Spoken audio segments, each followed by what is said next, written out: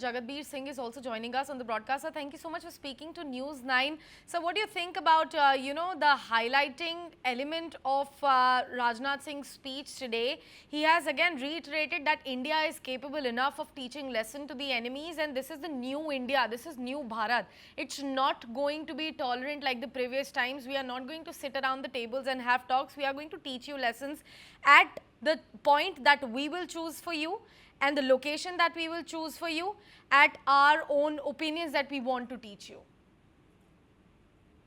Absolutely correct, Sam. And you brought it out very clearly. There is a new doctrine. It has been amplified very clearly by the Prime Minister when he said that terrorists and terrorism and talks don't go together. He also talked about terrorism and trade not going together. He also talked about, calling Pakistan's nuclear bluff. And he also talked about the Indus Water Treaty when he said water and blood doesn't flow together. I mean, what can be more clear than this? It is absolutely clearly articulated policy.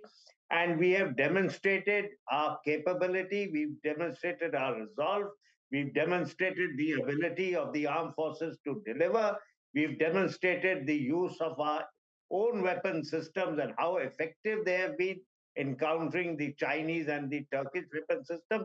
And this other point that was raised, by the Honorable Raksha Mantri today is, which has been on the minds of most people as to how come the IMF at a time like this has, chosen to give money as loans to the Pakistan government.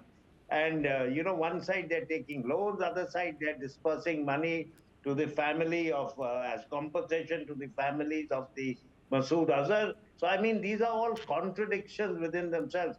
I think it's about time we again take up the case to the FATF. And this time, Pakistan must be blacklisted. Last time they were on the grey list. They remained on the grey list for some years. And then they came off the grey list. So, I mean, these are all measures that need to be taken.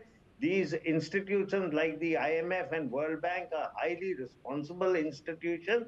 And, they have to take note of countries which use this money for supporting and abetting terrorism in the neighboring countries. And I just go a step forward and tell you that even during the so-called global war against terror, when Pakistan was given a lot of funding to fight terror, they used that money in other manners for beefing up their own military capabilities and at the same time spending money on the terrorists who they fund through the ISI. And there's a study paper on the Pakistan army and terrorism, which they call the unholy alliance. So I think Right. there's a lot of material in the open domain regarding this.